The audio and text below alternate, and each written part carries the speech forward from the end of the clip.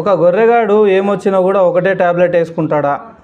ఎవరికన్నా జ్వరం వచ్చినా అదే ట్యాబ్లెటు, కడుపు నొప్పి వస్తే అదే ట్యాబ్లెటు, ఇంకా తలకాయ నొప్పి వస్తే అదే ట్యాబ్లెటు, కిడ్నీలు పాడైతే అదే ట్యాబ్లెట్ వేసుకుంటాడా ఎవడన్నా?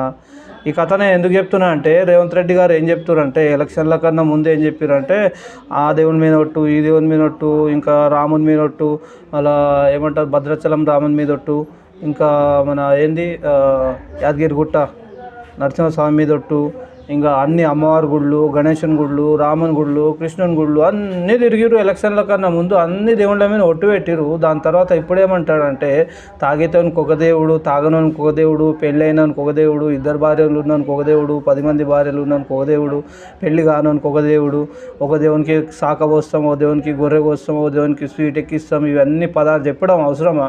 ఫస్ట్ మన ఏమంటారు, మన రాష్ట్రం అభివృద్ధి ఎట్లా చెందాలి అని చూసుకోవచ్చు కదా. ఇవన్నీ మీకు ఎందుకు సార్?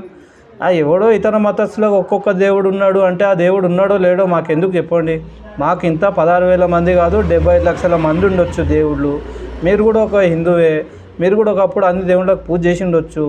కానీ ఇప్పుడు ఏమైంది, కాంగ్రెస్లో పోగానే మళ్ళీ సేమ్ అదే ఆట స్టార్ట్ అయింది. కాంగ్రెస్ వాళ్ళ ఆట ఏంటంటే, ఇప్పుడు రామాలయం మన రాముని టెంపుల్ కట్టే ముందు బాబ్రీ మసీదే కావాలని చెప్పి కోరుకునిండే. అది శ్రీరామ జన్మభూమి కాదు, అదంతా అబద్ధం అని చెప్పేసి 24 మంది లాయర్లను పెట్టిండే అనమాట. రాహుల్ గాంధీ, సోనియా గాంధీ కలిసి. ఇప్పుడు వాళ్ళకి తోడు ఈయన అయిందనమాట. ఇప్పుడు కాంగ్రెస్ పార్టీలో ఎవరున్నా కూడా అదే పాట పాడాలి కాబట్టి ఈయన కూడా అదే పాట పాడుతున్నారు.